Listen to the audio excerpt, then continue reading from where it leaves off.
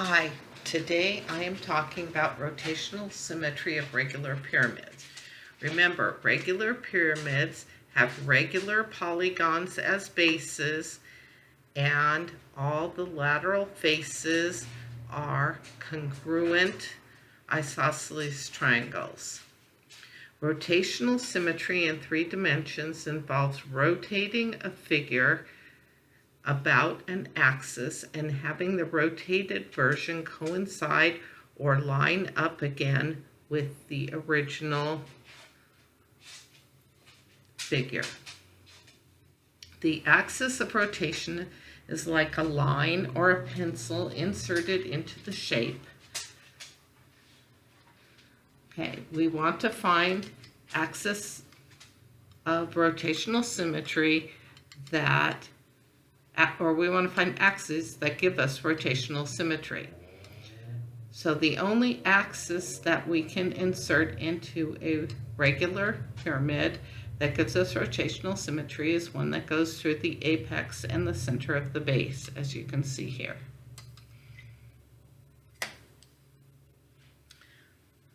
So how do we determine the number of rotational symmetries that a regular prism has? As you've probably figured out, we look at the base shape. The number of rotational symmetries of the base is equal to the number of rotational symmetries of the pyramid. So here, where we have our hexagon as a base, we can rotate that pyramid 6 times and have symmetry for every symmetry of the base shape.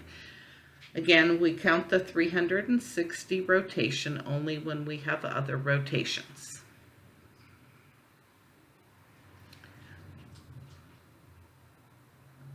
So if we're talking about using an equation, if a regular pyramid has a base with n sides, the pyramid would have n rotational symmetries.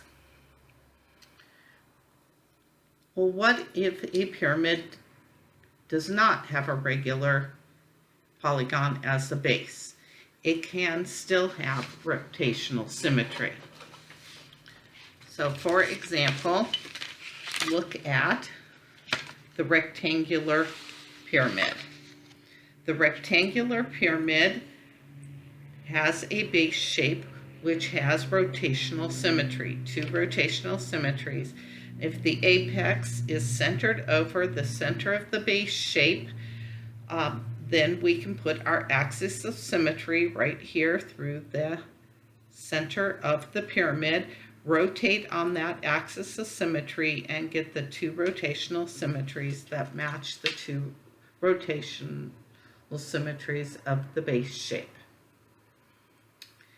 As a side note, a right circular cone also has rotational symmetry. Similarly, an axis of rotation can go through the apex and the center of the circular base.